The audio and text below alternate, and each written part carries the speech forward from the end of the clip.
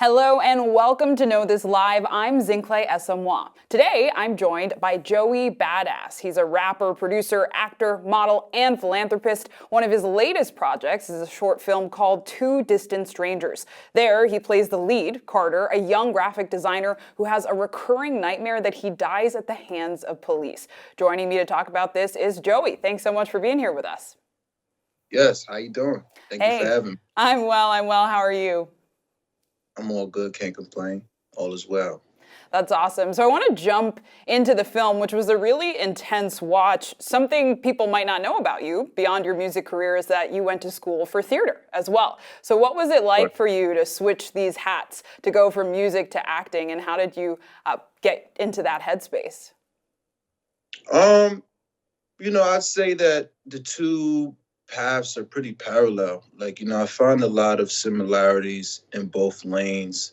When it just for example, when it comes to memorizing lines, that's something that I do. You know what I'm saying? I do that all day when I'm making music. So that part when it comes to acting is always really easy for me. You know, yeah, yeah.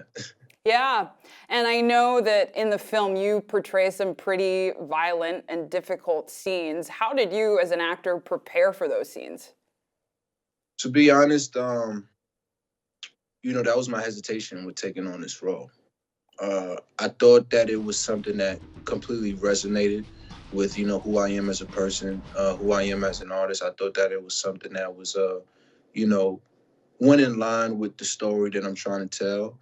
However, when it came to those brutal close combat type of scenes, it was something that I hesitated with at first because just this past year I've really been improving the headspace that I'm in. And just before I took this role, I was in a very beautiful headspace. I loved where I was at. So reading the script, I was like, "Ooh, like I don't know if I really want to go there emotionally right now." And it was something that was hard for me to accept, but I realized that just the overall message of this thing was bigger than that. And I knew it was something that I could work on, a headspace I could work on getting back to.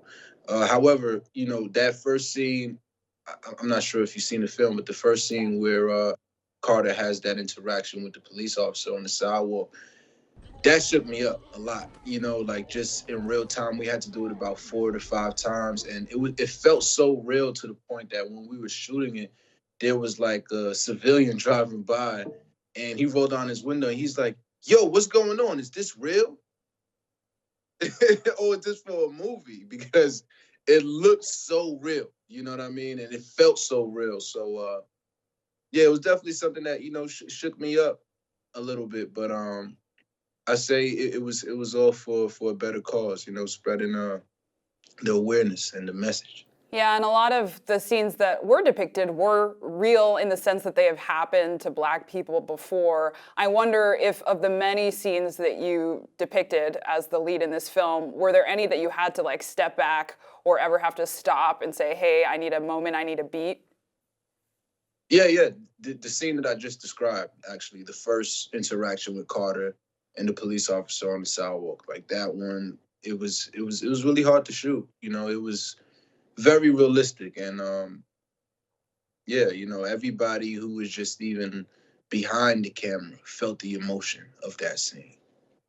Yeah, and we've seen a lot of films depicting violence against Black bodies. They're hard to watch. You just described as an actor in this film, it was difficult to portray. What makes this different, and what ultimately is the message and change that you want to see from this piece? What makes this different is, I think, is a combination of different scenarios that have happened, that we've seen happen to brown people, compiled all into like one place. And it kind of gives that message of enough is enough. Like, we're tired of seeing this, really. You know what I mean? Like, we're tired of having to portray this visual, or even being portrayed in this visual. You know what I mean? It's time for the narrative to change. Yeah, and beyond this film, I know that you've been involved in changing the narrative when it comes to police reform. You've donated to Communities United for Police Reform. What does better policing look like to you? What do you want to see? I think uh, I think the first step is, better screening of these people who become officers. I think mental health is a very serious problem in our world today, and it's a problem that can go unnoticed a lot with many different people. So I think that is the first step is picking the right human beings to protect and serve. You know what I mean? Yeah, and I appreciate your focus on mental health. You even said before starting this film that you were, in a good mental health space. I wonder, for the film, but just generally, what's your hope when it comes to Black audiences who watch this, especially given the impact it had on you as the actor? I mean, to be honest, like I can definitely feel the Black audiences being a little bit tired of, films like this. I know I for one am, and I acted in it. So I think this is more about like the world viewing this and the world feeling our struggle and feeling our pain and being able to relate and empathize and sympathize with our struggle, our pain. Like, do you get it now? You know what I mean? These are multiple scenarios that play out all the same way. Yeah, yeah, and I know that even in your music, right, you've been praised for political consciousness. I think of your track Land of the Free being one of those songs. What do you ultimately hope to see? Because I'm hearing you call for systemic changes, whether in policing, in our laws. What do you ultimately hope to see? What changes do you want? I mean, I got a lot of hope for the future. I like to be optimistic. I like to be hopeful.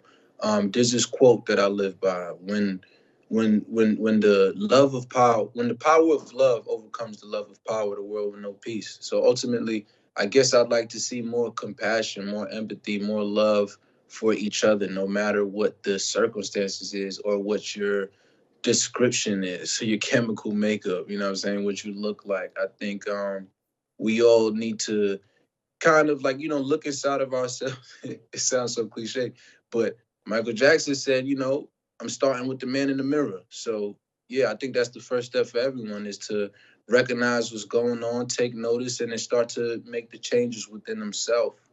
And I feel like that will trickle down to everybody else. It will spread like wildfire. Yeah, and it's fitting you say that. I know that you're also a philanthropist. You're heavily involved with the fund and the New York City Department of Education last year. You gave $10,000 primarily to help homeless students during COVID-19. I know that you are a former public school student. So, what need did you see and what made you want to give to this area? It was actually about $40,000. But yeah, I when it comes to the schooling systems and when it comes to young people, I feel like I'm closer to them. I'm still a young person, right? And I always say that it's very important for kids who are like 16, 17, 15. That I believe that is the golden ages. That is the golden years because you're still, if you're fortunate enough, you're still living with your parents, and you know, you have that cushion to fall back on. So my focus is always on the youth and helping them and providing them with resources that could get them to where they want to go. Because I know what it was like being 15, 16, and not having access to much resources or information that'll get me to that next level. So it's almost like a life mission for me to be able to provide that for the kids of tomorrow. Yeah, and I know a big concern a lot of lawmakers have is that the current pandemic is going to increase dropout rates for high school students. I also know that the pandemic has heightened disparities for specifically students of color. So, knowing all of that, what do you say needs to be done? What are some of your concerns? I love how I'm getting asked all these questions like I'm the man in power and stuff like Well, you're certainly a man of that. influence, right? Actor, musician. A lot of people follow the work you do.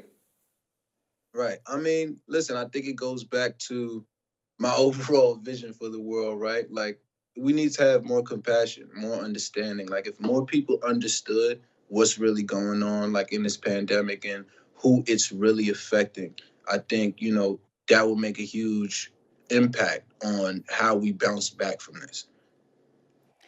Yeah, and of course, it would only be fitting that I end by asking you about music. I know that fans have been waiting for a new album. We've gotten a taste of a few new tracks. I know you released a single on your birthday, and you're very deliberate about how you go about making music and arranging albums. So, are you working on that? When can we expect to see something? I'd actually like to know the answer to that myself. Yeah, I'm always working on music. I'm always in the studio. I'm always thinking about ideas. I'm always like organizing the album in my mind. It's just, it's so many chambers going on. There's so much things I want to say. And, ultimately, I am a perfectionist. So I won't stop until I get the best product. So that's when you guys can expect it. Whenever I get to that point, the music will be released. But for now, I'm just really taking my time. This is the first time in my life, in my career, where I don't feel like I'm up against time. Projects in the past before, I felt like I had to make a certain date or I had to make it in a certain time period. But what I'm working on, I can honestly say, is like a lifetime project. It's something that would define me for the rest of my life. So to me, there's no rush in that. Yeah, well, I'm sure many fans are going to look forward to seeing your upcoming projects and your most recent project, Two Distant Strangers. So thank you so much, Joey, for taking the time to talk to us. No problem. Thank you. Yeah, thank you. And thanks to everyone for watching. You can watch Two Distant Strangers, which NowThis produced, out now. And again, this has been Zinhle Essamuah with KnowThis Live.